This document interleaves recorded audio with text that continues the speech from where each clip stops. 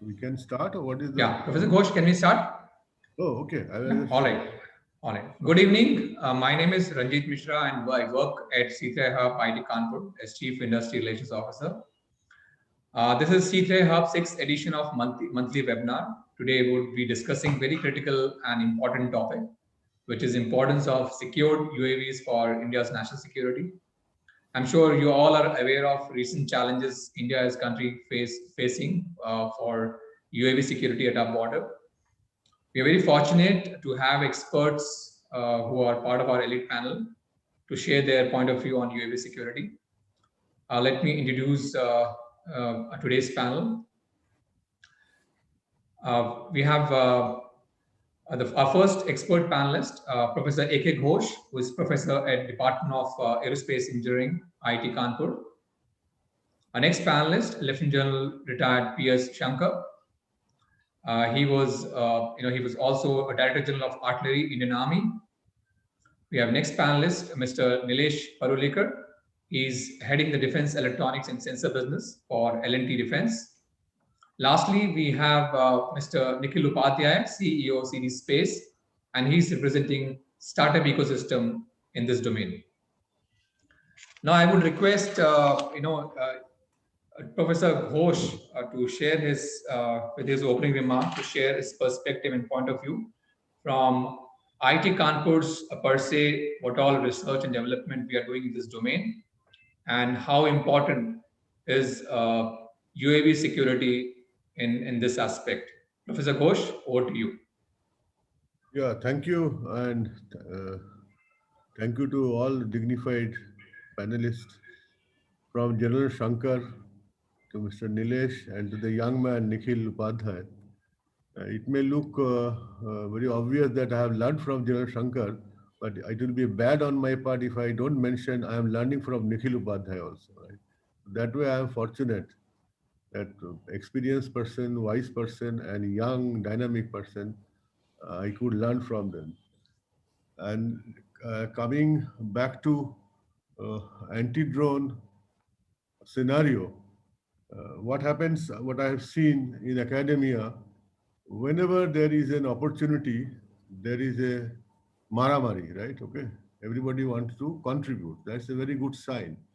But in a rush, many a times, we are not in a position to channelize this energy in a systematic manner so that you have final synergy which is in consistent with whatever support system we have got at a country level, especially the technology. For example, if you think of unmanned aerial vehicle, it is not surprising that from 2 kg bird to 1300 kg bird, the propulsion is outside, communication is outside, the material, building material is from outside.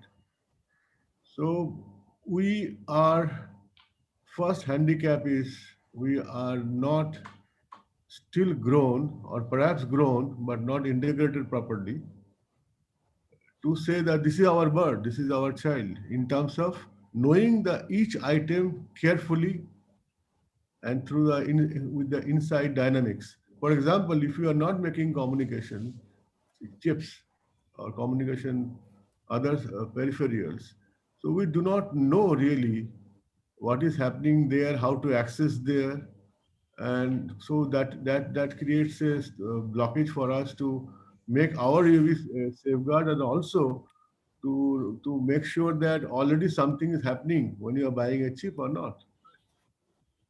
If this is I am starting with the limitation, but there is a strength. Given this limited opportunity, there are young men all around, young people are all around in India. They are maximizing the slightest opportunity, which gives a signature that if right opportunity and right definitions and right path is created, so then we will be able to channelize this energy into a really fruitful one. And that is where we need support from persons like you all, right? If you ask me my understanding about anti-drone, the first thing comes to mind is anti-missiles, which I have seen, right? So and the concept is almost similar to an extent that there is a detector, there is a defender, and there is a destroyer. But if I list out, I was seeing that when you talk about detector, there is a radar, radio wave receiver, audio sensors, optical sensors, underwater sensor also going to come, because you will find that underwater unmanned aerial vehicle is going to really hit us. Then there's the defenders, again jammers, the spoofers, the GPS signals, hackers. Then destroyer, lasers, electromagnetic pulse, high energy microwave, name shotguns, attack birds. What I see that though aerospace people try to take the ownership that as if anti-drone, since drone is our domain, so anti-drone is also our domain, right? In fact, even the drone is also not just the domain of aerospace engineers, because it has payload, it has electronics, it has avionics. And if you see whatever I listed out, you need a manpower who will be working in avionics, on IITS, right? On electromagnetic aspects. So, and let's see, vis-a-vis this requirement, where do we stand in this country in terms of infrastructure? If infrastructure is not available, that should not stop us to do what I will expect from the dignified guest today.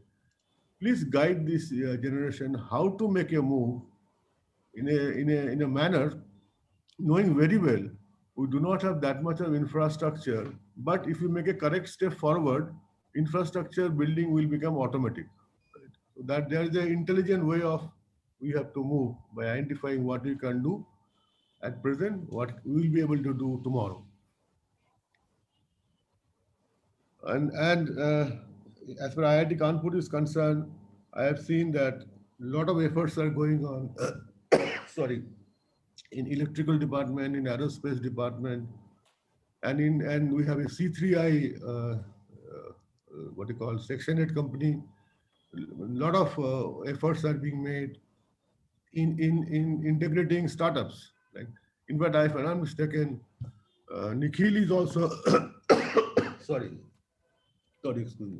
Nikhil is also contributing towards some sort of a GPS spoofing and etc. And there are many other people, but these are all baby steps, right? What we require when we are trying to do something, I would expect General Shankar sir that please also make us clear what army or what any anti-defense system will require a priori. What are the specifications? We should not go on doing n number of things. The basic first, right? If you can put us into that pathway, I'm sure people will be able to make fruitful, progress, right? And I do not hesitate from saying that I have hardly any idea about anti-drone. I only know one thing, that whatever drone we build from 2 kg to maybe 90 kg or 100 kg, we have learned how to design an autopilot. We have learned how to integrate communication protocol, communication systems and all. Uh, and that's enough strength, because with the limited things available, people have been successful in showing some signature. Yes, we can do it. So I don't want to waste your time. I will request to hand over to next Yeah, person. sure. And Thank you, Professor Ghosh, for sharing your insight. Now, I will request Lieutenant General Shankar to share his perspective from government and defense point of view and his view on importance of UV security for national security. Lieutenant General Shankar, over to you. Thanks a lot, Ranjit, and thanks a lot, Professor Ghosh, for all those nice words. And a very good evening to my fellow panelists. This is a large canvas. Uh, I'm talking to you based on my experience of having, flown UAVs and handled UAVs and operated UAVs for now over about a decade and a half. In the Indian Army, we started with small scale UAVs for surveillance, and we are now progressing ahead.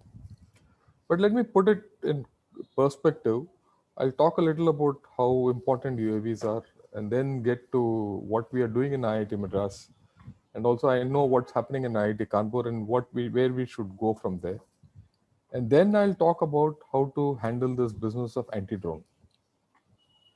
Right. When you look at UAVs, you have to look at three classes of aerial vehicles. One is your quadcopter and hexacopter and all these rotary wing stuff. The second is your fixed wing, and third is balloons, which because these balloons are the next thing in UAVs, unmanned systems, because they're going to be near space systems. You have to think all three, and whether you want to get into this proactively as a platform, or you want to get reactively to get the platform down, you have to understand all these three technologies. That's the first part. More often than not, I find that people don't have a very clear concept of they might know about drones. They might, when you say a drone, they'll talk of a quadcopter and nothing beyond, or talk of a fixed plane and nothing beyond. But you need all three. Then, of course, then the major important thing of a drone are its electronics, its payloads, and what it can carry, and the kind of payloads it can carry, and the kind of uses which a UAV can be put onto is tremendous today, right? From logistics to communication to offensive drones to surveillance, day and night, everything. And endurance wise, I mean, those classifications, I'll not go over it. But let me highlight three important operations, which I would like to explain to you how important UAVs have become in the military field. The first is this attack on the Aramco oil fields, where these UAVs were flown either from Yemen or Iraq over about 8 to 900 kilometers, and they hit multiple targets. And if you analyze them, they were all low level, low technology UAVs, and they went and hit absolute precision, right? And it is not done by someone who is a very sophisticated operator. Either Iraq or Yemen Houthi rebels are not very technical people. It is done by very fundamental technology, which I thought was a very sophisticated attack. The second is what USA did when they took out the Iranian general for assassination, General Soleimani, where this UAV was being controlled from somewhere in Florida or Tampa Bay, and through satellite control, and it could get a pinpoint target. And the third, where UAVs were used extensively, was in the recent Azerbaijan-Armenia conflict, where the entire business of unmanned vehicles has taken a new story. And of course, last but not the least, UAVs, offensive UAVs have made their entry when a drone attack was done on the Jammu airfield. Right. So this is something which is a growing threat. It's a growing technology, drone and anti-drone, and it is time that India got onto speed. And the use is not only military; it is also in civil systems. I mean, today you can use a UAV even for weddings and anything, right from there up to destroying other UAVs. You can the range of operations is large. What are we doing in India about it? To the best of my knowledge, most of the people who are involved in this field are relying ex-import, like what Professor Ghosh said. But I think we need to shift, and this is something which all of us have to think how to make it more indigenous. In this, I would like to share my experience of the past 4 years with IIT Madras, where we have been able to indigenize the UAV to a large extent. In fact, the main engine of the UAV, a fixed wing aircraft, we have had indigenously. In fact, we realized that these engines are made in Coimbatore and exported outside. The entire design of the UAV we have made, the electronics is here. The chips, which the Shakti chip, which is the basic chip, which is now being introduced in the army, has been designed and developed in IIT Madras, except probably the INS, right? Everything is abroad. The INS and GPS, hopefully, we should get through maybe in a year or two with the help of ISRO. in which case you're going to have all the technologies and all the production facilities and everything Indian. You don't have to go abroad to get it, which will itself then help you build security algorithms and security systems by which you can, do a lot of things. And we are also looking at indigenous payloads and not rely on costly payloads ex import.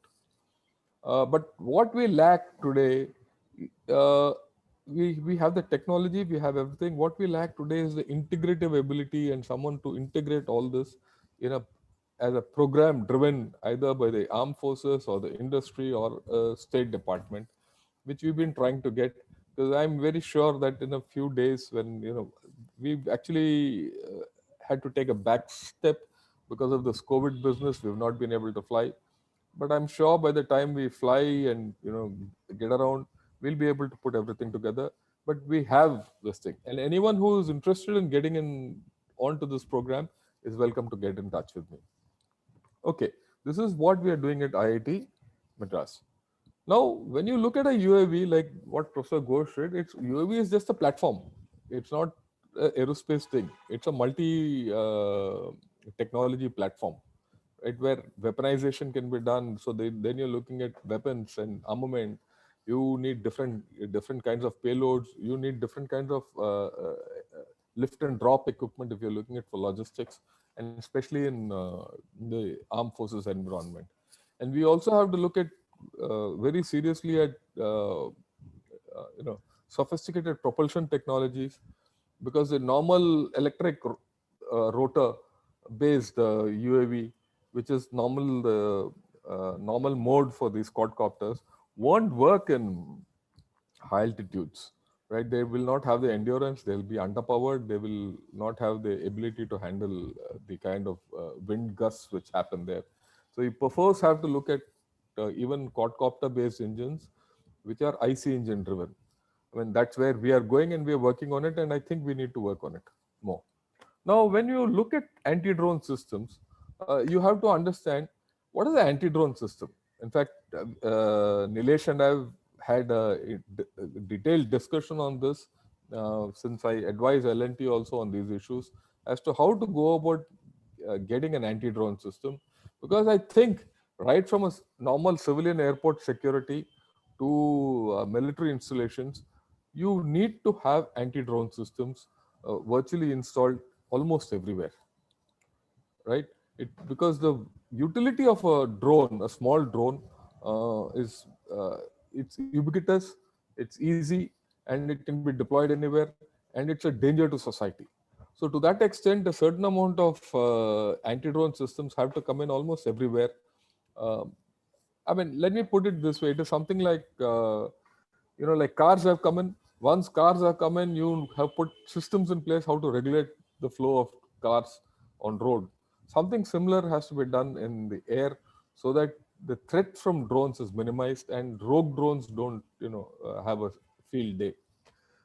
So for the first thing which we have to have is a policy for drones, how they are operated, how they are flown, how they are recorded, how everything is logged, right? Like a civil aircraft, if it goes from one place to the other, it is logged, its flight is monitored, it can't stray off.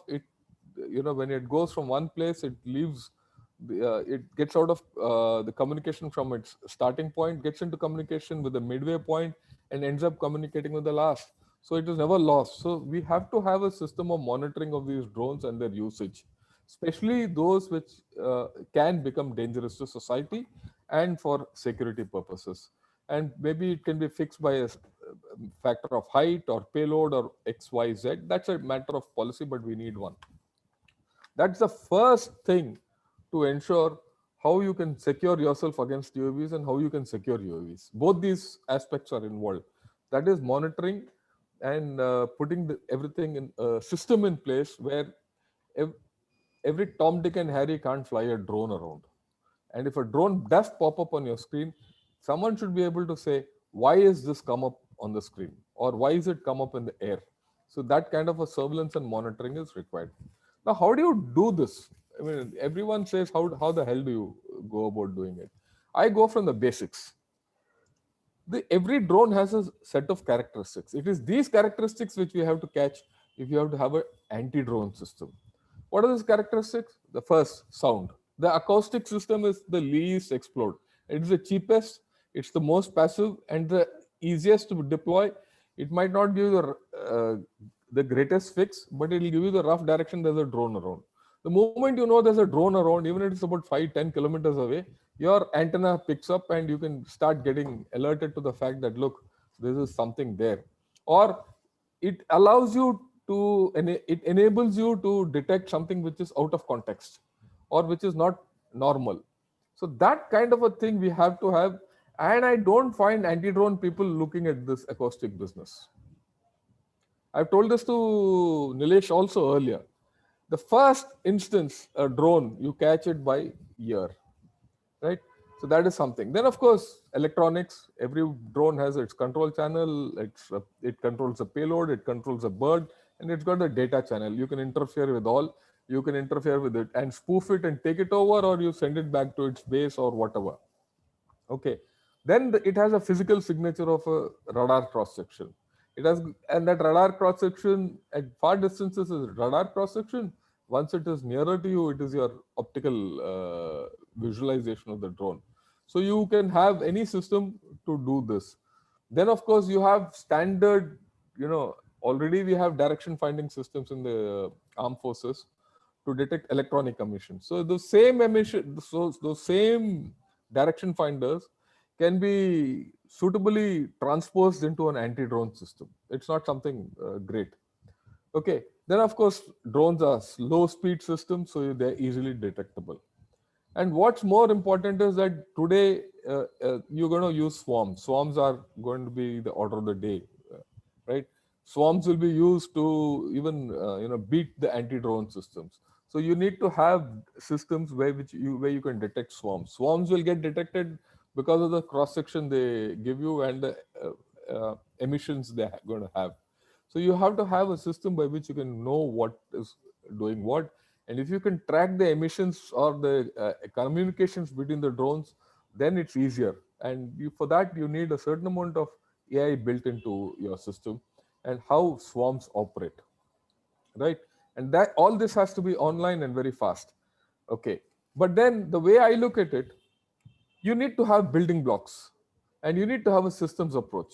What today we don't have is the systems approach of detection, identification, counter measures, and then finally destruction. And you can do destruction by kinetic methods. So you need to have a systems approach. There's no point in saying, I'll just shoot a laser at a drone and bring it down. But first you have to detect it. Then you have to identify whether it's yours or someone else's and what is it doing. And the next, of course, would you let the drone go or would you like to interfere with it, right? All these issues are come into place. So you need to have a very clear idea as to what you're going to do. And this you will not have unless you have a systems approach. And that is what is lacking quite a bit, right? Now, of course, this is what I've had to say. If there are any questions, I'll take them on later. Thanks a lot. Thank you, General Shankar. We're very fortunate to have you on our panel and to take us through the real, ground realities of first line of defense, which is Indian Army, and what's happening there, and how drones operations are happening today, and how we need to have watertight policies for our drone operations, and how we can build up the entire anti-drone ecosystem. Thank you so much. Now I'll request Nilesh from L&T to share the industry view and some of the work L&T is doing in this domain. And Nilesh, over to you. Yeah, hi. Thanks a lot. Thanks, Professor Ghosh, General Sir. Thanks, Ranjit, for the opportunity, and Nikhil, my fellow panelist. I'll just probably flash a presentation that will structure my talk, if that's okay. I'm sharing the screen. Hope it's visible. Yes, go ahead. Yeah. Okay. Uh, Actually, when we say L&T defense, man, what I'm trying to say is it's not right for me to say how probably will, because you have professor there who knows the topic and the technology the best. You have general, you have heard him just, and so how it's going to be spanning and what's the next. So what I'm just trying to say is what as an industry perspective, or what as an industry we are putting our efforts into, and what as L&T defense we are trying to do. So over and starting with like what is L&T defense first of all. Larsen and Toubro actually is majorly known by the construction, but having said that, L&T defense is one of the operating company of Larsen and Toubro. And Larsen and Toubro, though the name may sound Danish, technically it's a pure Indian company because the family doesn't hold even 0.5% of the entire shareholder. The share is majorly held up with the government institutes and some employee trust. So that's how it's managed professionally by, and it's a pure Indian multinational. We operate in the multiple independent business units, and one of the business units happens to be L&T Defense, and that's where I come from. So L&T as a defense business, we have been incubating in the unmanned technologies, whether it is for the underwater or whether it is for the surface land, surface water or land, as well as in the UAV domain. And we have been coming to IIT Kanpur and we have been using your facilities as well in testing and trying our fire control system. So, but when we are putting our efforts into unmanned system and the aerial as well as drones and tactical UAVs, naturally, as this is evolving, so is anti-drone and the UTM, that unmanned traffic management. So there is a necessity where we are wanting to guard ourselves, guard our assets, and where the anti-drone plays in. But all said and done, the drone is also the necessity, because if you look at it, drone market is the way it is going, and the multiple users, as I'll talk about it subsequently, is changing pretty fast. And so where the traffic management, where the useful part of it or the good roads we need to control is also playing a start. So if we take a drone, technically, and this is not my research, this is open literature available on the internet. What is the cost of a drone, and probably what is the kind of a lethality it can carry? We are talking of something which is around $400 or $1,500, and the kind of damage it can do if he's able to have a flight time of around 31 minutes. So, and a control range of around 8 kilometers. So that's the kind of thing which we are talking. And if we look at it, how the market is, technically, it's not that everything has to be. There are a lot of careless operators who are not aware about the basic nuances, and that's where the major of the problem statement is. The criminal or committed part may be relatively small, but they may have a larger impact. But all said and done, even this careless or the clueless operators are the equal ones who are the equal nuisance creators when we talk that. And hence the anti-drone system across the spectrum becomes essential. And as Sir was just mentioning, Sir has also advised us and have been advising us. Technically, all said and done, it has to be a multi-sensor domain. We talk of acoustic will have a range limitation. You talk of RFID based detection, then you have probably someone may not have a ID broadcasted. How do you detecting the RF detection? Then probably if he is silent, if he is not getting control, he is autonomous, we have his own problem. When we have a ground radar, yes, it can do it, but it will have its own challenge, and it will be naturally more expensive. It is giving away its signature, which we don't want to. EOIR, technically the identification is going to be difficult. So technically, if you look at it, the solution is going to be multiple domain, and that's how if you look at the major OEMs, if you look at probably what is MBDA trying to do, they have a product called Skywarden, which is probably putting all of it, because for anyone to get into everything across is not going to be possible. And let's say we have a jammer which is put for particular frequency range. Tomorrow, my threat changes into the operation, what am I going to do? I'm going to say that I need a completely new system.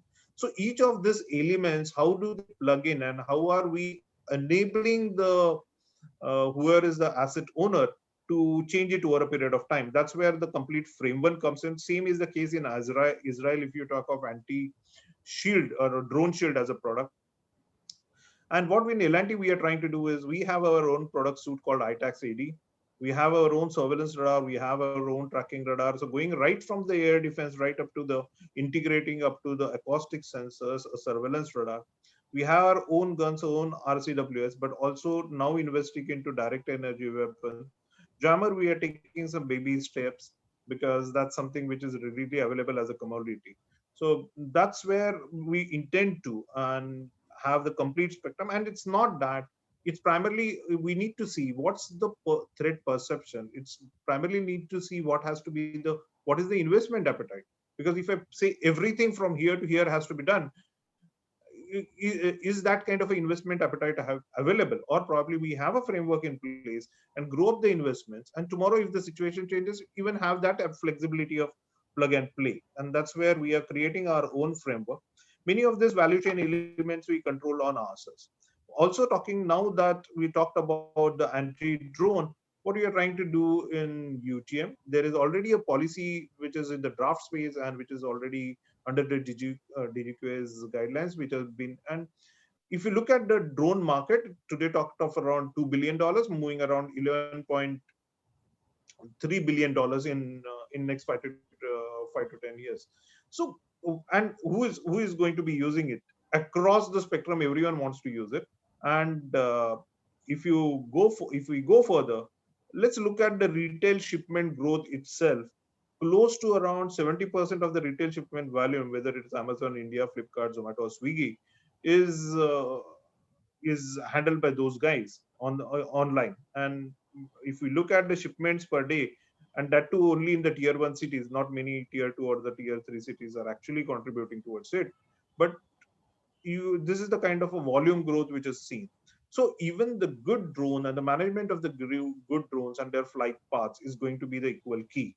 The DGQA has come up with the digital sky. There's a draft policy already in place where they expect a lot of UTMSPs as well as the US. They have built up some guidelines, and there are some restrictions, some framework which they have put up for the UTMSPs. So that's where we are right now positioning ourselves to have our UAVs compliant. Having said that, when we are doing this, we are creating a plugin which is enabling us ourselves to be duty MSP compliant, and then connecting to the duty, connecting it with the digital sky. So that's where the lot of stuff which is moving on, and we are investing into. And as I said, even for the anti-drone, how is the world playing? The policy also naturally, I'm sure, would have seen what is happening globally, and what is done by FAA in US is not far different. It's the same kind of thing, where the names rightly the UTMSP, it's probably he's talking of the industry development partner taking similar role. However, in Europe, because of the multiple countries, there is still a central agency, and it's not opened up as much, or probably the participation has been not made as that clear. But if you look at it, it's a similar model which is talked in India. So that's where we are investing into on the UAV traffic management. And as we speak, the IIT Roper, I understand, has already got themselves engaged into some sort of a UTM activities. They are trying to work with some Indian startup as well as some foreign collaborator who's bringing the basic framework, I understand. And it is this space where we are looking to partner up and build a robust framework in the coming times. So that's where we play a role, and have naturally there will be many others who are going to be playing the similar kind of a role, and that's where we feel that it will be in some time to go, where a lot of investment may happen. That's it. That's all I had to say. I think I've maintained myself to the time he has given me. Sure. Thank you, Nilesh, for wonderful insight from industry and what L&T is investing in terms of entire UAV and drone ecosystem and building up anti-drone ecosystem. Now I'll request Nikhil to from CD Space, which is also fortunately incubated company at IIT Kanpur, and they all also been shortlisted for our C3I Hub cybersecurity cohort program. I'll request him to share perspective from startup point of view and what CD Space is planning to work in this space. Yeah, Nikhil, thank you, Ranjit. Thank you, Ranjit. Good evening, everyone. We at CD Space, basically we are building next generation of drones for payload delivery application. And also as a part of C3I Hub, we are looking into the wireless data link security solutions. So that is our key focus area as a part of our incubation in C3I Hub. So I think we are already very well established that drones or UAVs are going to be one of the most influential technology in coming decades. So that is essentially means that its security is also a paramount. I think there are two parts to it. The first is security of UAV, and the second thing is security from UAV.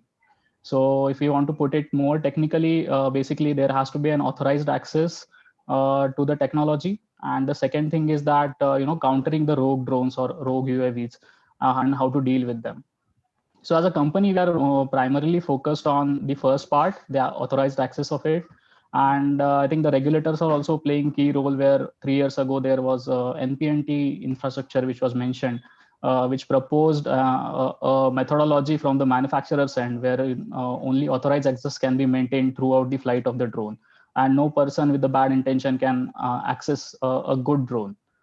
And coming to this, we have also implemented that. I think most of the companies in India have implemented that because it has been an open framework, which is a very good thing. And I think this is one of the key thing which will enable the use of good drones more and more without having any risks to the regulator and the government. Coming to the second part, the counter drone technology, I think there is a lot of scope to it, and it really requires some out of the box thinking.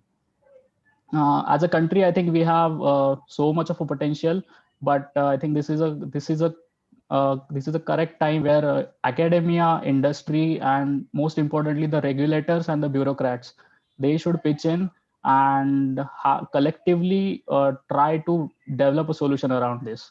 Why? Because it is not a cup of tea for startups.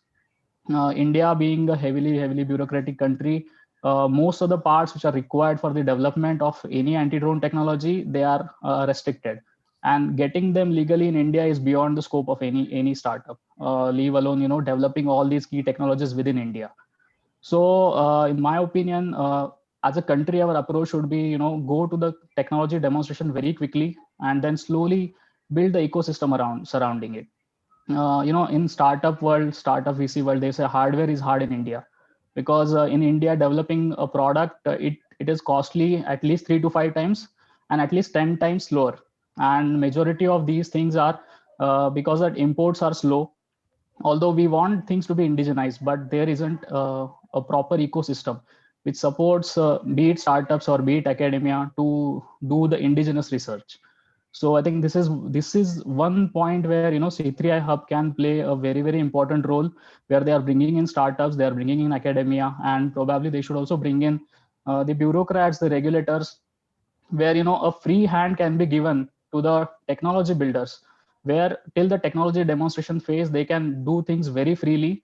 And once we have a technology demonstrated within our country, then slowly we will indigenize each of the part of it. That is how I think we will progress towards a true Atmanirbhar Bharat. So the key thing should be generate IP within India and then slowly build an ecosystem surrounding it, so that we will be able to be a key player in this domain eventually.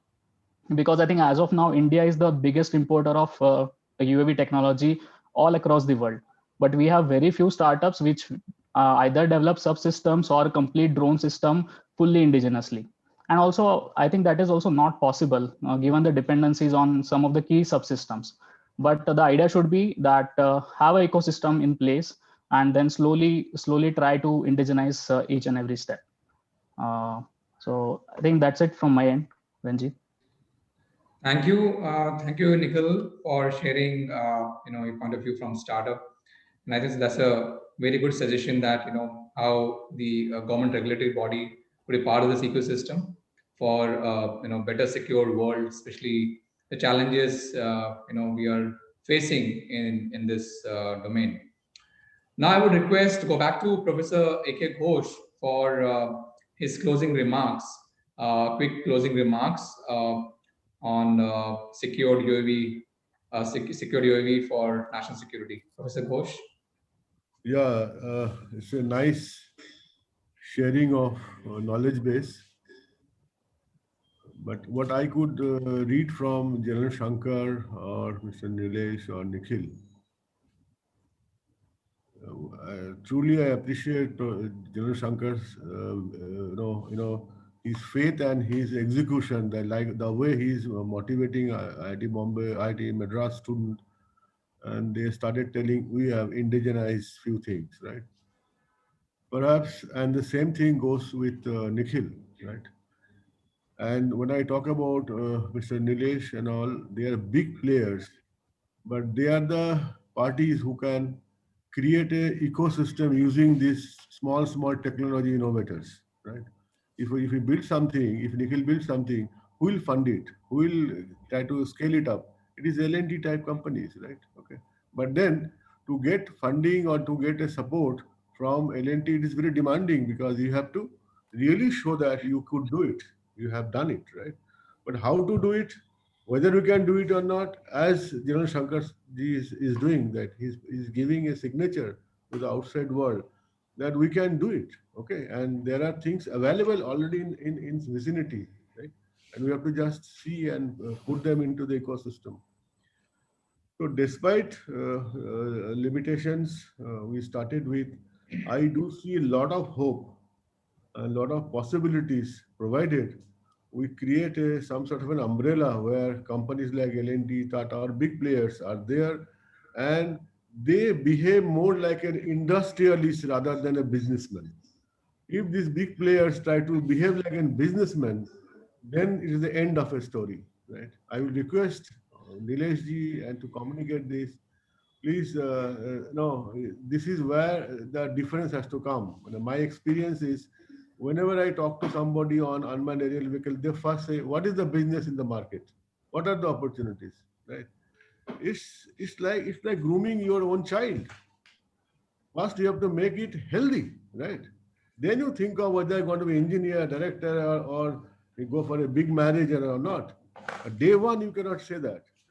So this is a huge gap, right? And if we recall, because the business part was so dominating, people are going for a collaboration, right, with foreign collaboration, and that failed, and that will fail, as simple as that, right? Okay.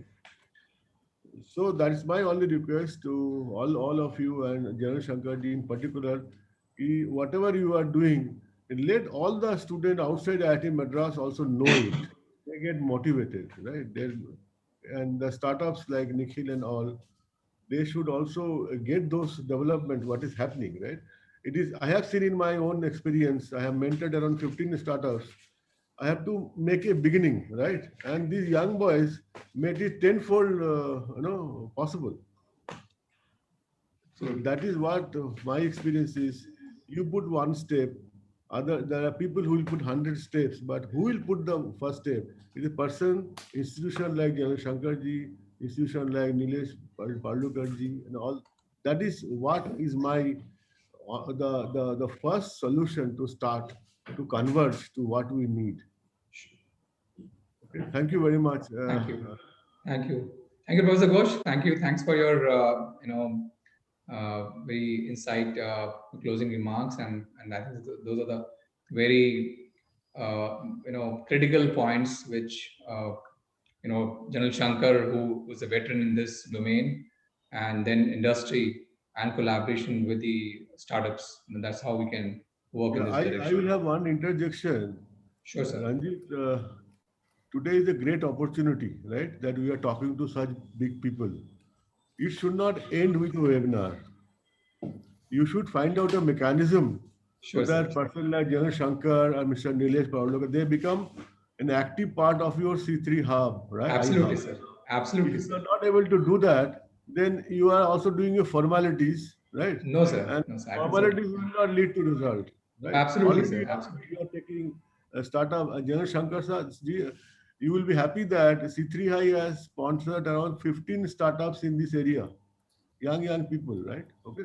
So Absolutely, that's sir. so Absolutely. please see that these big people are active part of your philosophical approach toward handling such issues. No, sir. I'm grateful to you first of all, to recommend General Shankar. I think so. I'll take him on advisory board on our cybersecurity and primarily focus on the UAV. These are the people. Don't leave them. I am a very smart guy that way. Absolutely.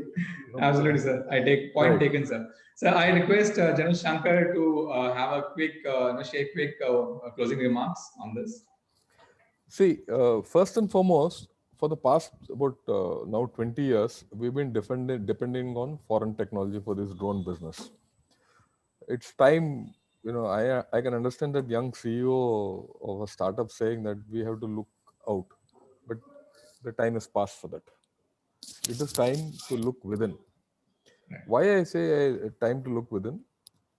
We have tremendous scope and we have tremendous technology in India, which is resident. What we lack is what Professor Ghosh said. We do have lack an integrative ability. You see, what does Microsoft do? What does Amazon do? What does the bloody stupid Zomato do, or Tomato do? Whatever they do, what do they do? They take all your abilities and integrate it. You see, Amazon doesn't make anything, no. Amazon is only giving you a platform where everything is integrated, and he'll tomorrow sell Bel Puri from bloody Powai, and he'll sell it in Kanpur also. He's integrating the availability from one place to the other. And why? And from where is he doing it? He's doing it from Seattle. कहीं बैठा है, सामान किसी का है, तीसरे बंदे को दे रहा है वो. He is exploiting us. In the same way, it is time we exploited ourselves. Okay, and we have all technologies. Let me tell you about UAVs. We have 90% of the technologies. What we don't have, we have to innovate to the next gen technology, because technology is not something just because you have a payload, electro-optical payload, which is made by some Swiss firm. You have to go abroad and get that technology. He'll deny that technology to you for the next 50 years, and he'll not let you go to the next technology. So you have to think out of the way, out of the box. Just as AI is disrupting a whole lot of things, just as cyber security is disrupting everything else, why can't digital imagery disrupt the old EO systems? So you need some fundamental research into it, and that research is available in IITs. I mean, let me give you a proposition. You put 3 IITs together: IIT Bombay, Powai, IIT Kanpur, IIT Madras. Hold a conference or a brainstorming session or give a platform where all these people can come up and say, look, this is what we have. And in the field of drones, I can do this. I can give you a chip. I can give you a digital, I can imagery. I can, give you an engine. I can give you propulsion. I can give you control. Some chap has got, everyone has got, let them come out with the parts. And then if you incorporate industry also into it, then they might say, okay, yeah, look, everything is there. Let's put some money and integrate all this. Because each of us cannot integrate on our own. So let us do it. And maybe even you could have a startup for integration. It's not necessary that startups only go into one technology. You could have a startup which does this integration, maybe backed by some government funding, something. And if a forum is formed between these 3 IITs, I'm talking of these 3 because these 3 are the only ones who have reasonably good aerospace departments with good technologies. If this is done, you can actually indigenize and revolutionize your own technology. and give value. See, the problem is like what Nilesh said. He says, look, L&T, we have had a great connect with IIT Kanpur. Why has L&T not had a connect with IIT Powai and IIT Chennai or Madras? Why only IIT Kanpur? I've just taken L&T as a thing, example. It could be Mahindra Mahindra. It could be, Kalyani Defense, whoever. Why they are not doing it is because there's no platform. So who's the platform? Let me tell you, government and the bureaucrats will do nothing about it. Just like the IT revolution which came in, despite the government, despite the bureaucrats, despite everything else, this is a subject they don't know. Only thing a bureaucrat can do in all this is put hurdles. If you say, okay, this is my umbrella idea and this is what I can do, and these are the technologies resident in India, these are the production agencies in India, these are the set of chaps who will, integrate everything, and these are the marketers, and this is the market. That bureaucrat will say, हाँ ठीक है, अभी उसपे ना वो stamp लगा दो, जिस तरीके से वैक्सीन के ऊपर फोटो लगता है, वैक्सीनेशन सर्टिफिकेट के ऊपर 4 नेताओं का फोटो लगेगा और काम चलेगा. You have to think differently. Okay, I've given you the whole thing. If we can take it forward further, you would say how you want to do it. Thank you, sir. Thank you. Right? And let me tell you, complete IIT Madras will be on this for this. And we have made a chip. You can completely make your own cyber technology, make it cyber proof. Sure, sir. Okay, yeah. So I thank you so much. I think so. That's a very, very valid proposition. And as rightly you recommend, and also Professor A.K. Ghosh, this is not the end of the webinar. Is not the end of the discussion. I think so. I'll work from C3 Hub, being a Chief Industry Relations Officer. I'll work with startup, with industry like L&T, and then you all on the advisory board to make sure that we have a common platform to integrate all these ideas and make in India anti-drone technologies. I think that's a high time we should do this. Thank you so much, sir. Yeah, thank you. So I'll request Nilesh to have a quick closing remark, followed by Nikhil, so that we can spend a good amount of time with some of the questions. I see a lot of questions in Q&A chat box. So I'll request them to have a quick closing remarks, and then we'll go for the Q&A session. Yeah, Nilesh? Ranjit and Nikhil, we have been working on the startups. We have been today when I'm talking to you, I'm actually working with close to 8 startups. Okay, so startup ecosystem is a part of the ecosystem, and it's very well recognized. L&T Defense, we also started as a startup in L&T ecosystem. L&T is a construction wing, so getting into defense itself was like a startup, and we have started everything where someone said like it is going to be that expensive, do it in house. So I myself have been from the R&D background before I moved to business just 6 months back, where I was heading the R&D. So it's been a homegrown, and we have seen how the technologies grow. Today, as we talk, we have a close to around 250 people R&D group, which is specialized on something. And we have been working, and we'll be happy to partner with you so that we get this thing together. And because it's high time that we say enough is enough, where we start looking outwards, but do something positively within the country. Sure. Thank you, Nilesh. Thanks for your closing remarks. And Nikhil, quick one. Yes, sure. So thank you, Dr. Ghosh. Thank you, Dr. Lieutenant General Shankar, and thank you, Nilesh. So yeah, as a startup, all these moves are very welcoming for us, and I'm really hopeful that we see a true Atmanirbhar Bharat, because there are many dots which need to be connected as a potential. I think as a country, we are more than capable and with very good potential within us, but we just need to connect those dots, to make things happen. So yeah. Right. Thanks, Nikhil. So I'll open the. We have questions, so I'll start one by one so that our panelists can answer wherever it is applicable. So we have first question from Balaji Raman. He says, kindly let us know the presence of cryptographic software in presence of UAVs in military drone. I mean, for the protection of data that is present in the drones, and the protection of data that is communicated from drones and to drones. So I think he's talking about cryptographic software in UAVs in military drones. Jan Shankar, you want to take this? See, the problem with cryptoback, with any drone system is how much can you put on it. The platform is limited, right? The electronics are limited. The power requirements are limited. Everything is limited by weight and the endurance and what you can put on it. So most of the time, the cryptography of what the data which is getting downloaded into your own systems is very poor.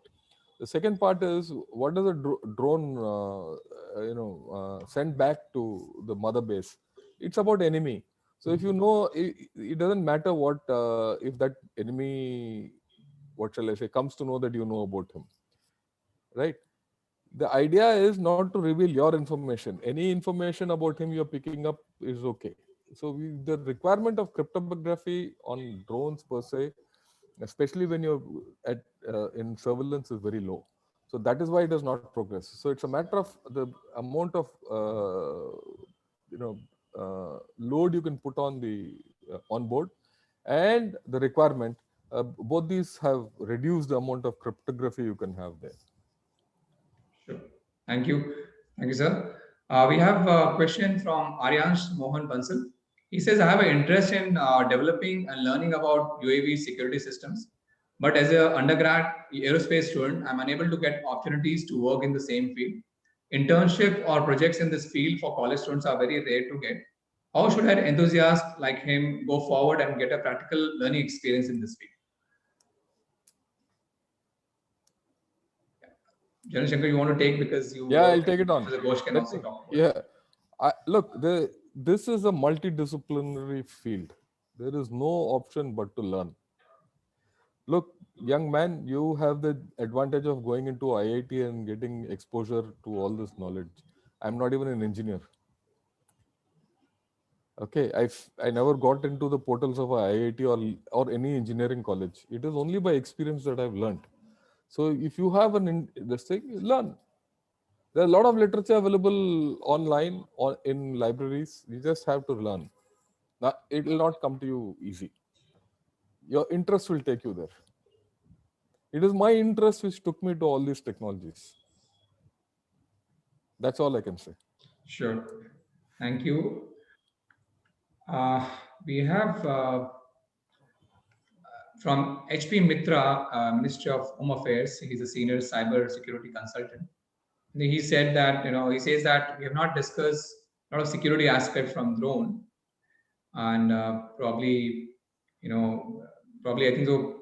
We have Mr. Mitra, I think so. We have, because of the time constraint, we want to just touch upon the challenges on very high level, and we'll be happy to spend more time with each respective panelist one-on-one. So I'll be more than happy to share my details. You can reach out to me, and then I can put you based on your questions, queries, and what the way forward for collaborations. We'll be happy to work with MHA. So please reach out to me so I can share my details to you.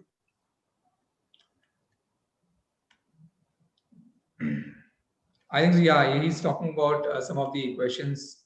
How inland threat from rogue drone need to be tackled, how to identify a rogue drone, and there is no framework today for inland security from rogue drones.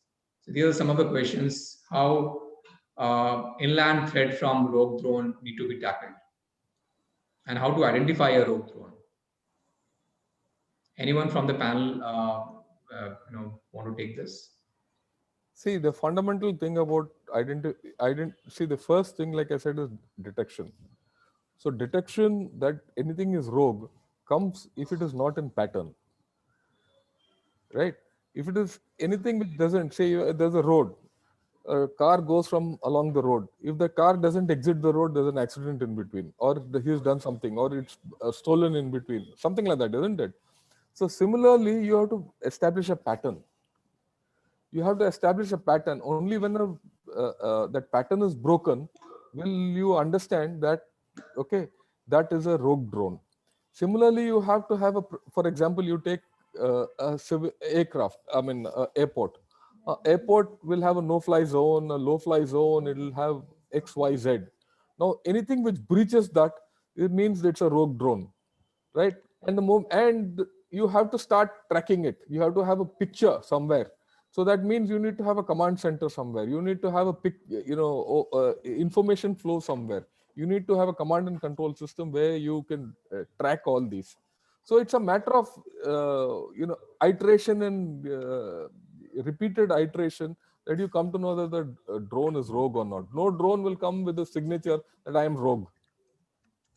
Okay, so this is how it is. It has to be a system, which has a system approach only will tell you whether the drone is rogue or not. Like I said, I am prepared to discuss this in detail with whoever is in MHA, and like you rightly said, Ranjit, we can take it forward from there. Yes, sir. Thank you, sir. We have one question from Aditya Verma. He's saying that China has been leading in selling a lot of parts of drone worldwide, and India also takes a lot of drone, import a lot of drone and parts. How about India taking the same route and makes a lot of indigenous part in India as well? And I think so. Panelists have already said that we need to collaborate, because I think so. In silos, all the ITs research institute are already working right from chip level to all different parts. We already have it. It's just a matter of what General Shankar and Professor Ghosh are asking us to integrate and create a common platform for bringing all these players together in this ecosystem and work together. General Shankar, you want to add on this? No, I think that's the way forward. There's no other choice. We can't be China because right. Absolutely. We have to be India. We have to evolve. We have no other choice. Absolutely.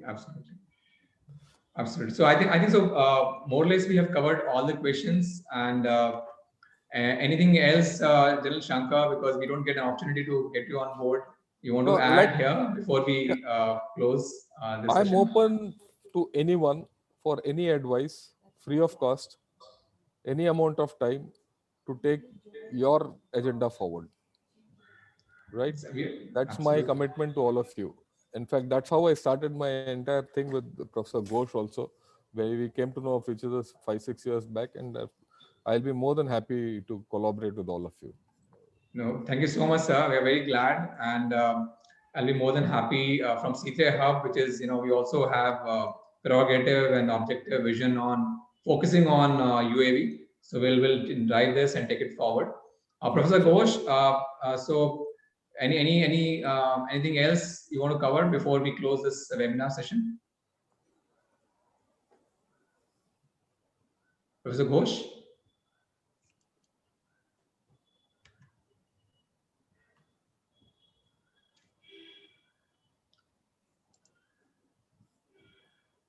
All right, so I think so. With this, I would like to thank and extend my gratitude to all the panelists, and we'll be more than happy, as recommended by General Shankar, Professor A.K. Ghosh. We'll collaborate together. And Professor Ghosh. Yes. So I was just trying to conclude. You want to add anything before I conclude the session? No, it's fine. And just follow what General Shankarji has told and follow my advice. Please make sure these two great people are associated with you this venture. If Absolutely, you sir. Already Nikhil is associated. 13 startup got associated. Get somebody from IIT Madras, somebody from IIT Bombay, right? And many more startups. No. That's a fantastic recommendation, and I'll drive it from C3 Hub and make sure that we create this platform ecosystem and make sure that we have indigenous UAV security and entire UAV drone machinery make in India. So I'll try my best to put all these efforts. So thank you all. Thank you so much. In this direction, do bother me. If I tell something to General Shankarji, he will not deny. If I go to L&T, their boys come to me. Okay, so they will not deny it, right? Okay. Yeah. Thank you so much, sir. Thank you all, and thank you, participants. And we look forward for many more such interesting topic. And I hope we not only work based on the recommendation from this webinar, but we'll have a follow-up webinar again soon in coming months with with some of the initiatives which been recommended by the panelists. Thank you so much. Thank you all, and have a nice evening. Thank you. Thank you so much. Thanks a lot. Thank you. Good evening Thanks a to all lot. of you. Thanks. Bye. Thank you.